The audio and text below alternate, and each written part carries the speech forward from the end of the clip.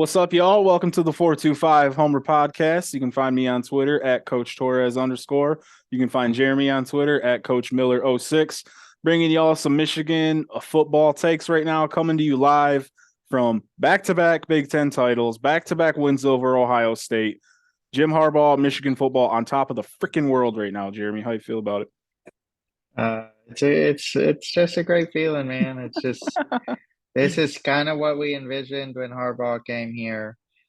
And it's been a long road and dealt with a lot of shit talk from other people and other fan bases, and just having to eat it and kind of like even if you try to explain it in like a non-homer way, you get brushed Still aside eat it. You because you're still have just to a eat it. homer. Yeah.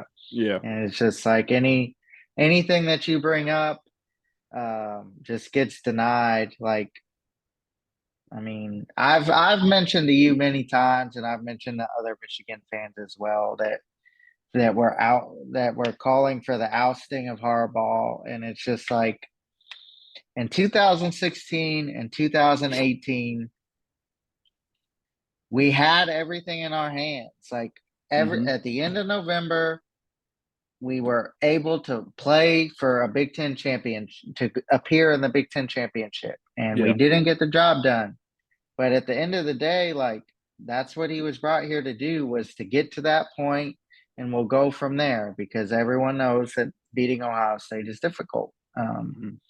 And but that point always got shoved in your face, and everything else gets shoved in your face, and now here we are, back to back champs, and excuse me if I get a little boastful about it. You know what I'm saying? Like, excuse me if I want to throw my weight around and say we are back to back Big Ten champs. Back to So back, yeah, man. Something that a lot of folks in this state have not done. Um, yeah, yeah, back to back. It was really funny, man. As much fun as I had, like we were just talking before we hit record on the Zoom. Some of the best moments of that game was like when time's winding down, and Jeremy and I FaceTime for every game, and it's just like, bro, like it's gonna happen. Like here we go again, and we just start smirking and laughing and talking shit, talking so much shit. It's like as great as that was, and all the tweets I fired off, like I on my time hop the other day was pulled up last year's championship night and all the pictures I took and all the tweets I sent out at 2 a.m. And I was like, put the kids to bed. Like shit's going to get raw here for a minute, and just taking out everybody that could get it. And they got it. And then Michigan went out and did it again, even more impressively. 13-0, just ran through the conference. I mean, Illinois, we needed a last second field goal. Maryland was only a 1 touchdown game. But other than that, we whooped up and down on everybody, and it yeah, feels phenomenal. yeah. I mean, it's I've been waiting so long for Michigan football to like be this, or just to see a product on the field that looks the way this does. Um, we had high hopes for Brady Hoke. It didn't happen. Little too high. We were all so much younger and a lot more naive. Yeah. Very Um, much so. had I was probably one of the only like people that was really 100% behind Rich Rodriguez, Mhm. me and J Bone. Yeah, Um, I was at the it's just time.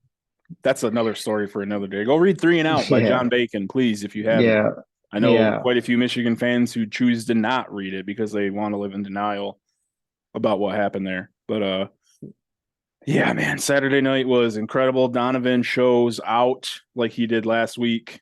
Just yeah, proved what. Okay, so at the beginning of the year, everyone knew Blake Corum is going to be an All-American caliber back, maybe a Heisman caliber back, which he is, and he deserves to be in New York, even though he's not.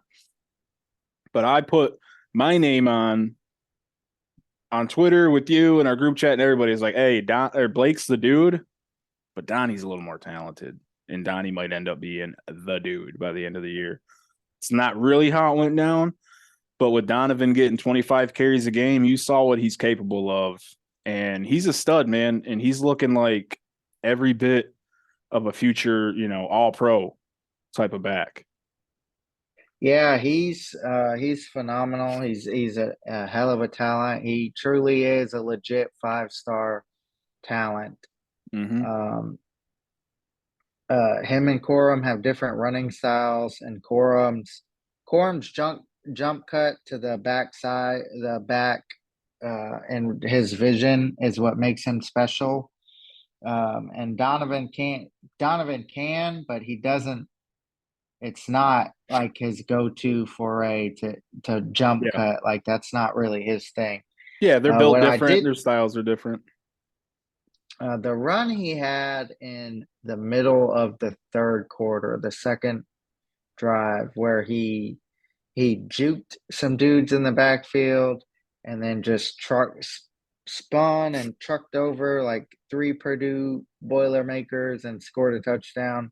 It's probably my favorite running play of a Michigan running back. Maybe, um, yeah, probably ever. Uh, Really? I, yeah, I mean, Really? Okay. it's just it. I mean, there's a lot of good ones. Like we could even go back to. I mean, we had so many good backs, but Davion Smith's run against BYU always sticks out to me. Oh, for sure. Um, but no, I think this is my favorite. It just because of the effort level and how hard it was to make two dudes simultaneously miss in the backfield because That you're yeah, that was just something else. and then to truck and spin and knife your way through for another 15-20 yards to punch it in the end zone was just incredible. Yeah, I'll say He, it's definitely Donovan best run of Donovan's career. I wouldn't say it's my favorite Michigan running back run of all time, but it's certainly I can see why you would say that. And then to come out and start the third quarter the way that we did, running duo with that extended surface and the three tight ends over there, man. I don't so this is coming from me as a 31-year-old now with 13 years of football coaching experience. So obviously these 18, 19-year-olds don't have the same thought process I do. When they show you like the end zone view of that, and Michigan's got like three gaps unprotected on that edge, and the Purdue edge players like on his original tight end, like where he should have been, and there was just zero adjustment to it. And it's like, dude, that should just be screaming like red alert, red alert, red alert, like we're not right here. And they didn't yeah, adjust to it. And Donovan made the one dude the corner miss on the edge. Like, hey, make your corners tackle. Corners don't want to tackle. There's a lot of offensive yeah, guys that will not figure corners into their blocking scheme because why waste the time on the guy who can't tackle and doesn't want to tackle? yeah, So Donovan made that dude miss, jutted out for 50, 60, whatever it was, and then ended up. I thought he was gone. I'm still surprised that he didn't end up scoring there, but it was still incredible and explosive. And that play, coupled with Michigan's play all season, has all of our rivals just in shambles. The message boards are saying that Michigan's blood doping. They want NCAA investigations. What's going on in Michigan's locker rooms at halftime? Ohio State thinks that we're like plugged into other teams like systems and that we're just hearing what they're talking about. We know their play calls and shit like that. Like it's pretty wild how far people are going to try and make up an excuse for a good coaching staff, making good adjustments and having the best strength and conditioning program in the country. yeah. It's. I mean, I don't. I those guys are just looking for something to talk. They just need an answer because they're like, why all of a sudden is Harbaugh doing this now? And it's like, well, he's been there, and the culture is finally established, and they found out what it took to win up last off season, and it looks like the players want to continue that. So that's what's happening. And offensively, I mean, we looked good in parts of the game, but there were other parts of the game where we were just really sloppy. I wasn't, other than like some of the throws JJ made, I wasn't overly impressed with what we did offensively. The long runs and from Donovan notwithstanding, I just thought we were a little off sloppy offensively, and didn't do some of the things that we needed to do. I liked that we one thing I did like about it was we showed some more spread looks, probably more than we've shown most of the year.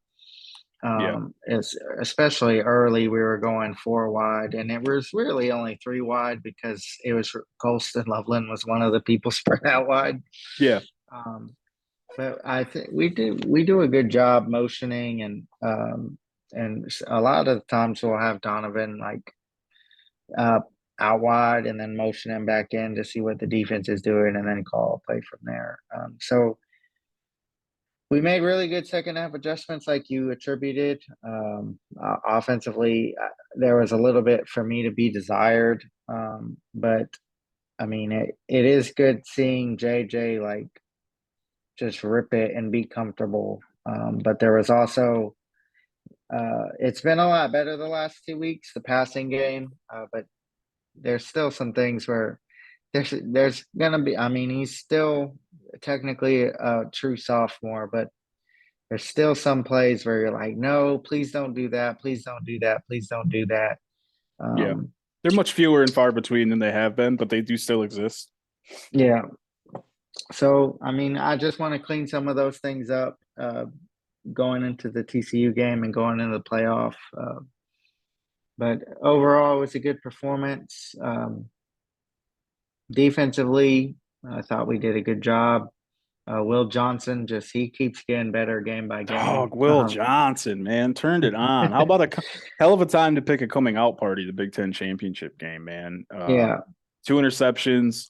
The break he made on that slant was something else, really. And that was the first time where you're like, okay, this dude is legit and he's for real. yeah, And hopefully he's following in that Donovan Edwards, Detroit 5-star footsteps. yeah. I think Michigan's got a lot of good things that they can hang their hat on this year. We got a lot of good things defensively, and it's just fun when your team is playing in the playoff. It's going to be a good time. Um, Purdue's probably the second best passing attack we've seen all season, Oh, definitely. besides Ohio State, and it's kind of cool that we got to play Ohio State and then Purdue, and it's really going to get us prepared. Going to help us get where we need to get against this air raid offense. It was kind of a good preview the last 2 weeks. Yeah. We'll get a lot of what we saw against Purdue and Ohio State. Yeah, we'll definitely as the playoff gets closer, we'll more than likely have a breakdown, legitimate coaching breakdown of TCU on both sides of the ball for y'all. And we'll talk some shop, we'll talk some inside football there. But yeah, definitely you don't want to end your season with like an Illinois and a Minnesota or a Wisconsin and then roll into the air raid. So excuse me. But yeah, definitely the way you want to end there. Back-to-back playoffs, man. It's still surreal. It doesn't even make sense. Like sometimes I have to, it's like a pinch me thing. Like I'm like, yeah, playoff back to back, sweet. And I'm like, no, Yeah. dude, back to back playoffs. Are you kidding me? Like, get jacked, you know? Yeah, and I think what makes this year's more exciting is that I actually have like a believability that we'll win the game. Like Yeah. last year, if you ever heard me say that Georgia was gonna or we were gonna beat Georgia, I didn't say it to anybody. So No, no. you'd be lying if You, you said I told you that. you might be sitting around thinking of like, okay, how could we win? What would have to Yeah, happen for us to win? And the players yeah, themselves have admitted where last year it was like, yeah, we're happy to be here. We got over the hump. This year, you hear JJ, it's expectations. Like the job's not done. And, Sainer yeah, still is hyping the team up at Ohio State, talking about winning a natty. And they're here for it. And so am I. Like they're going to be favored against TCU. I have no reason to believe that, like, if we play our ball game, like we'll be able to handle them and advance to a national championship game. They yeah. got here, they earned it here. It's not going to be a cakewalk by any stretch of the imagination, but No, I feel believe, good. I believe, I believe we can win. I think we're, um, but I will say, after watching TCU in the Big 12 all year, that they are a capable team. They've got talent on both offense and defense, and they are very capable of beating us. So Michigan definitely needs to bring their A game, which is something that as much success as Harbaugh has had, postseason success has not been. We have not won very many bowl games under Harbaugh for That's whatever reason. a Michigan thing, period. Whatever coach is Yeah, there, we don't have a whole lot of postseason success, bowl success. When we do, I mean, looking back to 2015, we just boat raced Florida, basically ended Vernon Hargrave's career. J.U. Chesson did 41-7 there. So there are outliers, but yeah, you're right. We're generally not that postseason team, but we got a month to yeah. prepare. So Hopefully Donnie can get that cast off. And Blake, it was announced that he had his surgery on a knee. We were told no structural damage, blah, blah, blah. He came back in and ran against Illinois. He had a carry or two against Ohio State, and it seems like it's a meniscus surgery, which, that was what it was reported, anyways, on the broadcast. yeah. And I've seen him posting photos of him back at Michigan rehabbing already. I know you aren't going to touch this with a 10-foot pole. I'm not going to get my hopes up. I ain't going to blow smoke up anybody's ass about this, but from my experience coaching guys with meniscus, you and I had a pair of brothers at Birch Run that were running backs that were two of the toughest kids we've ever coached, and they had constant meniscus issues. Yeah, And if you go under the knife on that, that's a legit 6-week turnaround. yeah, So I don't, he may declare, he may go out west and start training for the draft. He may come back. I don't know. It's up in the air with Blake is all I'm going to say. I'll yeah, roll out until I don't have to anymore. yeah. I mean, I definitely, if he were to play, it would be if Michigan made a natty. Yeah, no, he's not going to play against TCU, but if he Yeah, might be like able to practice by then, but obviously he wouldn't be able to go in the game. But yeah, another week and and him being Blake, we'll see. yeah, yeah, So health wise, yeah, you hope Donnie can get his hand out of that cast, and that'll open up the passing game a little bit more.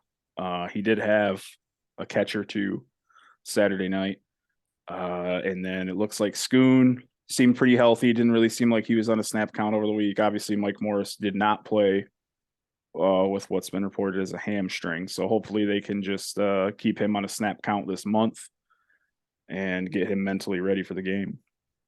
yeah. No, we'll definitely need Mike for that game. So I'm hoping he can get healthy, and anybody else that's been banged up, get them a little healthy too. Um, yeah. Other than that, Want to get transfer into portal the season nitty is gritty? upon us. Yeah, Uh, Michigan has lost one player and gained one player, so we're net zero in the portal right no, now. we've lost two tight ends. Two, you're right. Yeah. So we're -1. And I mean, other Pete players, it happened last year.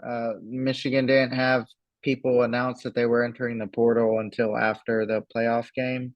Mm-hmm. So we may see more um, decide to enter, but everyone seemed, for the most part, the players that are healthy and able to practice have been able, that have kept their names in the portal or out of the portal so far. I would assume, maybe ignorantly so, that anyone that's going to leave and hasn't already isn't going to leave until we're done. Yeah, Because why would I you think not have that's, already? yeah. I mean, one of the tight ends did in Hanson. Yeah, So, but he wasn't seeing the field in any yeah, capacity. So fresh start there. Yeah, so we lost two tight ends. Obviously, Eric All being the larger one there, which was very surprising. I'm sure a lot of you, if you're watching this, have seen a lot of the scuttlebutt as far as what happened with him. It was reported before the Ohio State game, a week or two before, like, hey, he's coming back. Can't wait to be back. Jim got a waiver for him to travel with the team to Ohio State. He was on the sideline in Columbus, and then he was not with the team in Indianapolis. And following the game, he announces it's time for him to move on. So, his tweet was a little cryptic about finding out everything and everyone ain't what you always think it is, and I had to find that out here, and blah blah blah. And it without speculating too much, it just seems that circumstances changed for him, and he didn't appreciate what happened there, whether it's between him and the coaching staff or between him and the medical staff or a combination of both. And he felt like he was mistreated and felt like it's time for him to move on. So best of luck to him. Yeah, I'm hoping he's able to play, find somewhere that'll let him play. Um, just I've kind of I'm not going to put out too many thoughts on it, other than what I posted in our group chat, based on my theories, because it's just reckless speculation. And sadly, we don't have Poppy giving the reckless speculation sound right now. So Yeah, I'm Cody's not not going to that good get of a into. producer.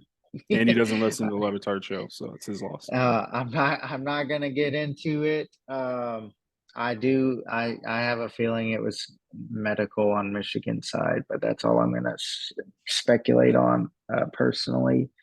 So he dipped, and Um, then also Lewis Hansen, who was a reserve tight end, I believe, is a former 4-star, yeah, I think he was either a three or four high star. I three, can't low remember. 4, but has not seen the field whatsoever. A special team snap here or there. I don't have any recollection of him playing offense. So again, he was I believe a redshirt freshman who has Yeah, 3 years of eligibility remaining. So, or I don't know, the COVID year screws everything up. We need to get like 3 or 4 years down the road where there's no more COVID kids, 5 years from COVID, and, and then which we'll is a see. joke as we sit here and people are still dying from COVID. But anywho, so Michigan has brought in a guard from Arizona State, Ladarius Henderson, right? Yep. Yeah, Ladarius Henderson, who has 29 career starts at Arizona State, played under Herm Edwards, which is a good and bad thing, I guess. I mean, a lot of what Herm would be doing in his program is a lot of the same stuff that Jim is doing with us here, just minus the talent and minus the winning. But as far as structure and culture and whatnot, it'll probably be a good fit. He's no Olu Oluwatimi. We're not getting in a Remington finalist as a transfer, but Yeah. I'm sure the dude can ball, and I'm excited to dive into his tape. Yeah. If anything, it'll be good depth.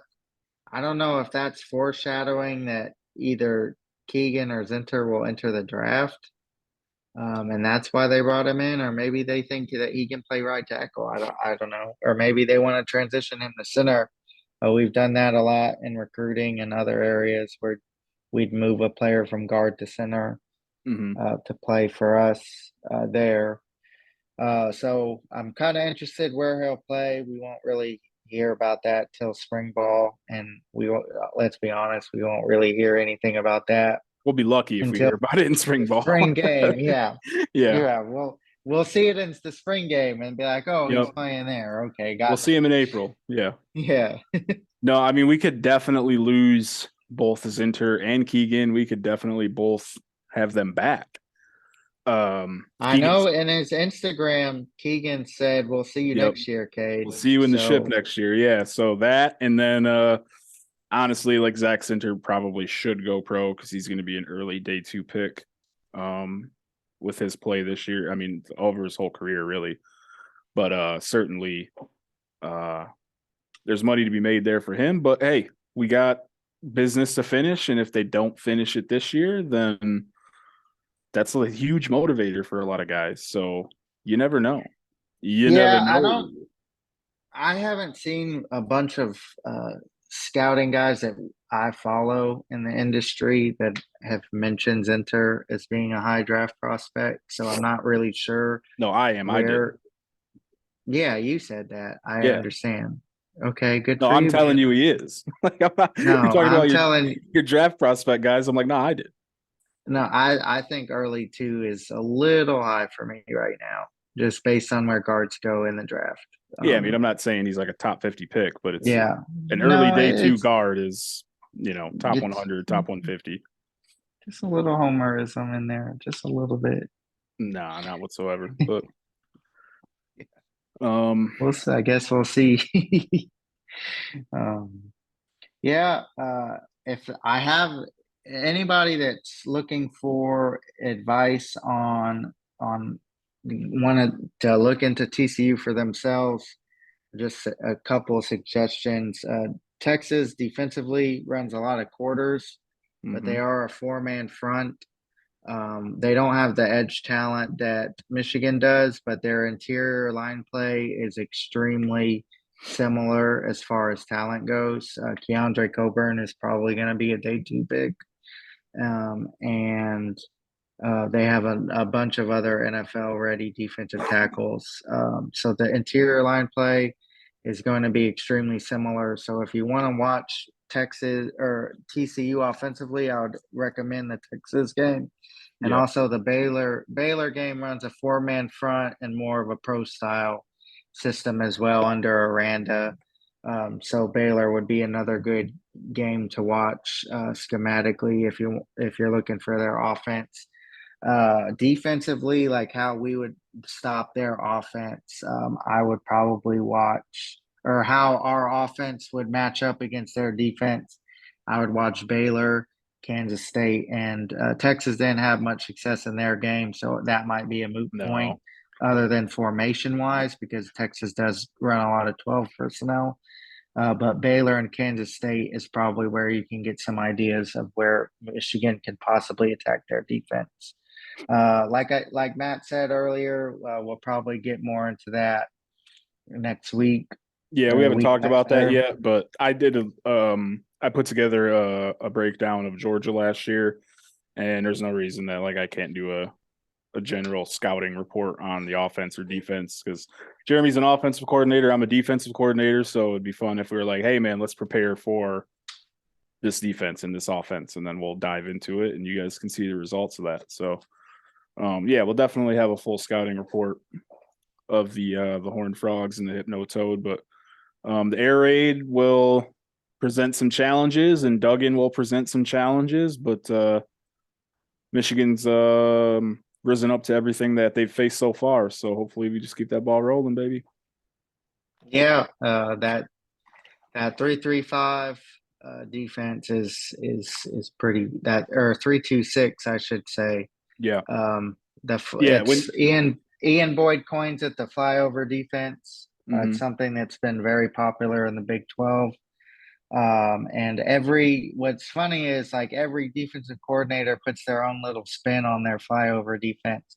So Right. no two flyover defenses are one and the same. They Yeah. all run it a little differently. TCU, um, they play their linebackers like 2 yards off the ball deeper than everybody else, and that's because they just want their three linemen to swarm double teams and let their linebackers rally to the holes that open. Yeah. Um, When you say 3-3-5 and then you corrected to 3-2-6. So 3-3-5 for a lot of people who don't pay attention to scheme, they hear that and they think like, ooh, bad. Like, don't do that. Rich Rod ran a 3-3-5. Like he just yeah. it has a negative connotation to it in the same way that Big 12 defenses do. Whereas you and I know that that's not exactly the case. It's just a different kind of defense. And they, like you said, a handful of them schools run that 3-2-6, and they all kind of have a different mindset about it. Some people use a hybrid player here or there. Some guys use, different body types and the little different things, like you said, with TCU keeping their backers a little more off the ball. So obviously, it's had a lot of success and in that league, but we'll watch how they played some teams that use some tight ends and did some things that Michigan will do, and we'll see how they can come up to what they can come up with to stop our run game. Yeah, I mean, yeah, that was I mean, Texas game plan was to run them down physically too in 12 personnel and at Mm-hmm. the end of the game they had to spread out because those young offensive linemen just weren't getting it done. Yeah, Um Now, I mean, I don't TCU playing Texas is a little different because TCU takes that game personally as every program in the state of Texas does when they play UT. same damn thing as Michigan. Yeah, Texas gets everyone's best.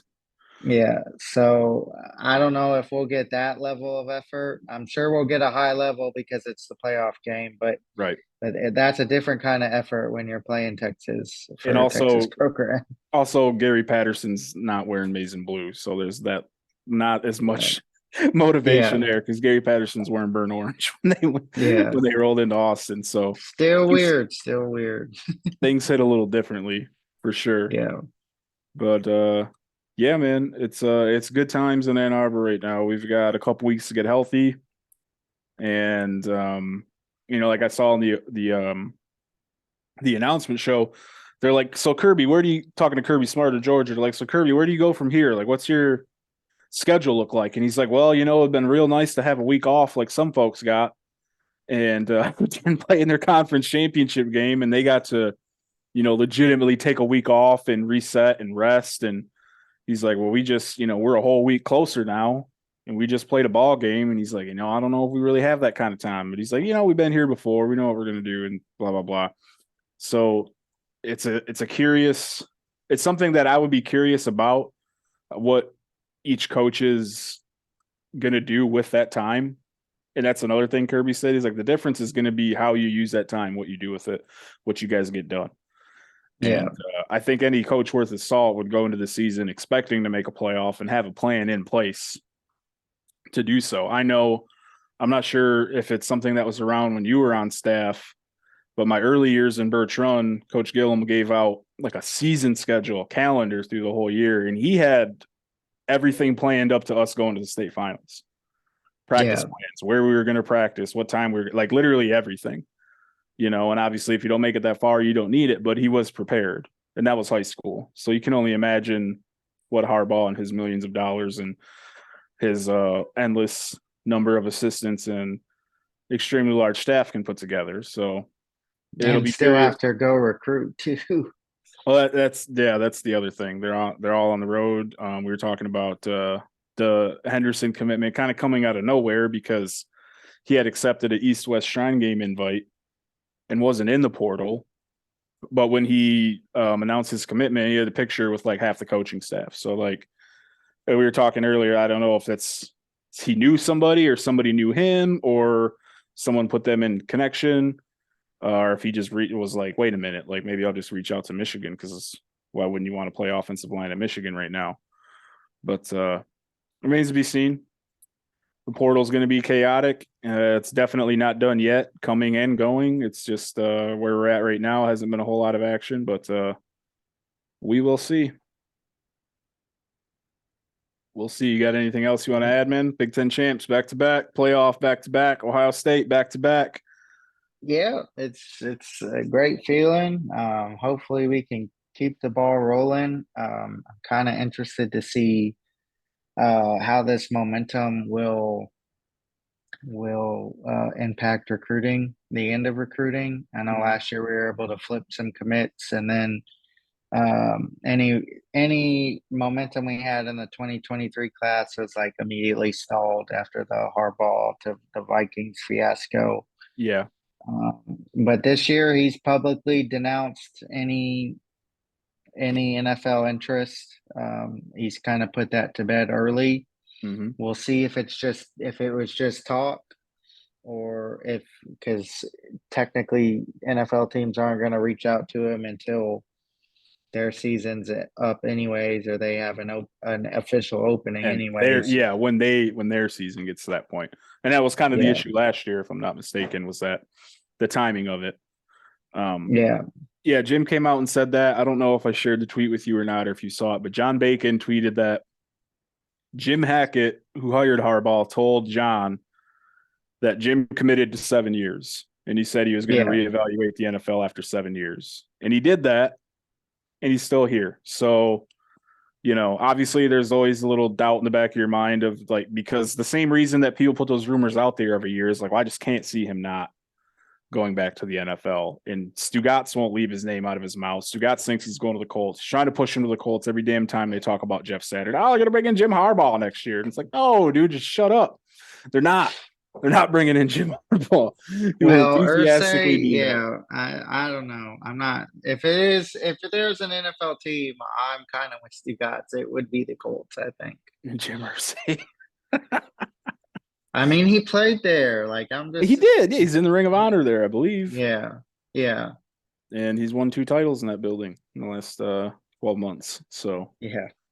got that going for us too. So We'll see. I tend to, if he's denying it this early, I tend to think that like when he told Ward Manuel that like his flirtation with the NFL is over, like mhm.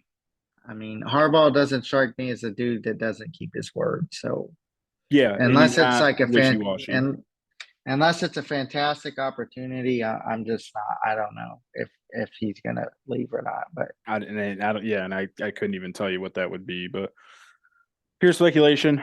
But going forward with the Homer Pod, Jeremy and I got to have a meeting and figure out exactly how we're going to structure it going forward.